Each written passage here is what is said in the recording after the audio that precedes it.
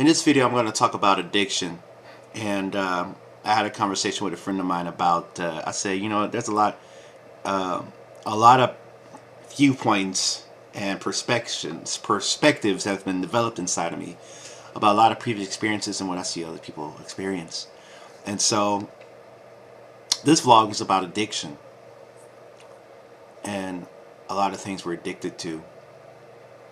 I recently came out of a situation where I was working at this house of worship, and it was the second house of worship that I worked in over a span of 10 years, where I was a sound engineer. And, that was what I went to school for. I did that. Some of it was good, some of it was bad. But during all that time, I realized that I really wanted to be the guy on stage and not the person mixing for the person on stage. But this video is about addiction.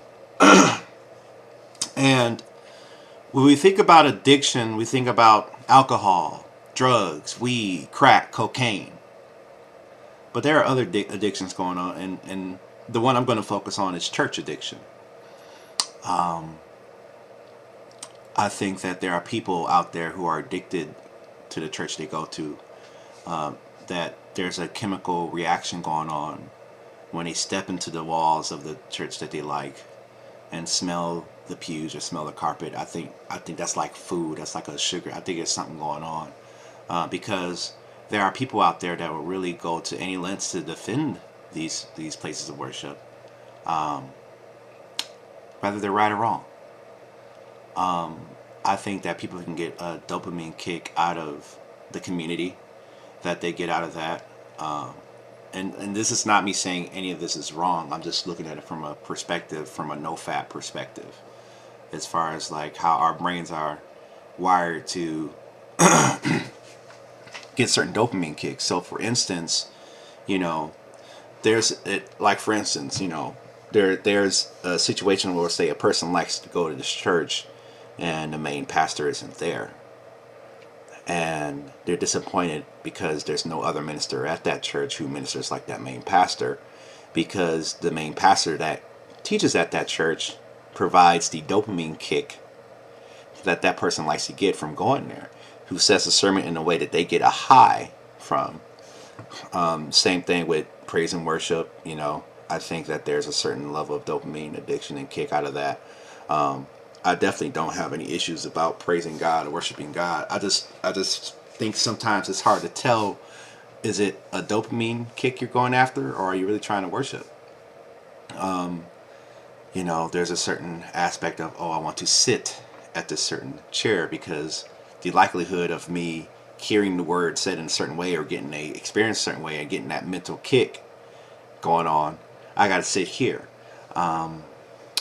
I think that there's some people that have a following addiction in ministries where they like to follow, and they feel good that they can follow someone else and lead because they get a dopamine kick out of not having to worry about the direction or what to do, but they come to be told what they do because they get a dopamine high off of feeling needed, because they say, I need you to come volunteer and do this, I need you to come serve the Lord, and so we get this dopamine kick about serving God, which I do believe totally is legitimate. Again, I'm talking about how far is it really serving God, and how far is it really serving yourself for this dopamine kick, this feeling of satisfaction, which is related to the chemical reaction in the brain. And stuff like that. Some people have a addiction to being in charge, to where if it's not their idea, that they don't get the same dopamine kick, or they feel threatened because someone else came up with a good idea and it's not them, and so there's a threatened feeling that they get. So the dopamine kick isn't high. But if I'm in charge, I know if I'm gonna come in this place and people are going to do what I say, I get a dopamine shot out of that, and they don't know it.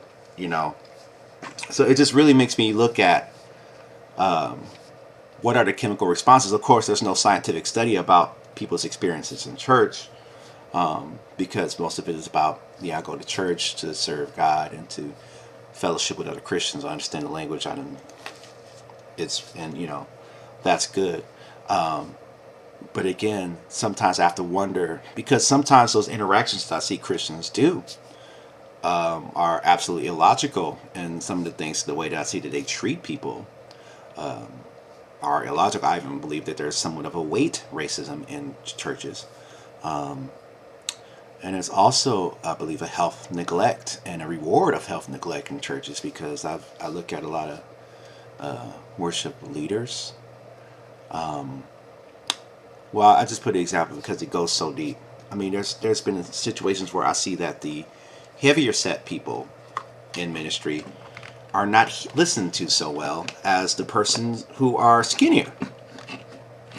Now, the heavier set persons could exist slightly reduced self-esteem and strength in personality, and also from externally towards them, I think there's less respect placed upon them, and they don't see it. They think that they're just doing what they're supposed to do and don't see it from another angle, and there could be a dopamine kick out of that. You know, so again, I'm just talking about addiction. I'm talking about church addiction. I'm just talking about maybe there are some experiences that we are addicted to that we get from church. Maybe there's some, I've heard of spouses being upset at each other because one spouse spends so much time at church and serving at the church than they do at home. And so in that scenario, you think about, well, maybe that person's at church all the time because they get the dopamine kicks and the feeling of satisfaction that they need, that they are not getting at home. But yet the person at home finds them responsible and holds angst against them for it, and vice versa. You know, maybe that other person can get a dopamine kick out of being upset at the person, because again, dopamine kicks only comes from what we see or what we're into or some stimulus, but it also comes from fear. It also comes from shock, and I think anger plays a role in dopamine kicks. And so that feeling of validation is incredible. I mean, with a lot of ministers, I mean, the typical response from a minister is like, well, would you still minister if you was only one person room? Of course they're going to say yes, but from a logical standpoint, they're going to receive a higher dopamine kick or a higher level of dopamine satisfaction, mental reward going on. There's people there that relate to what he's saying.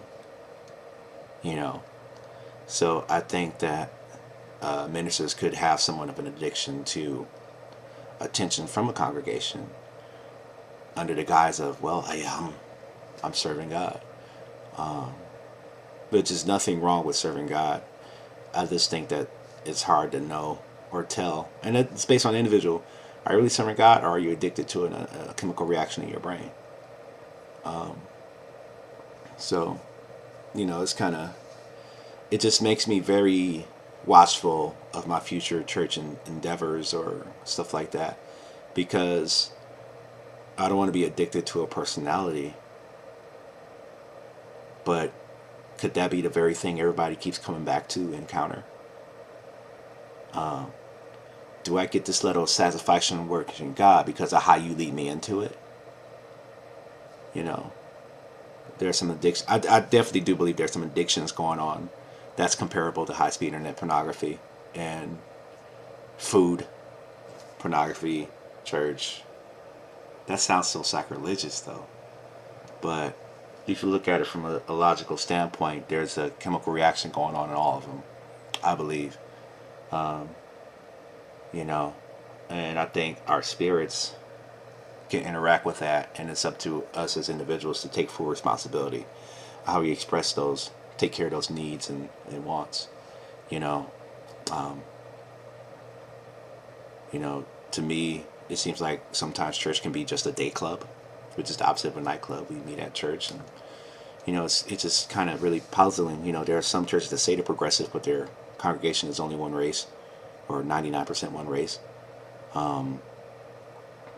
Definitely the most segregated hour of the day. And so my perceptions of ministry and church has changed.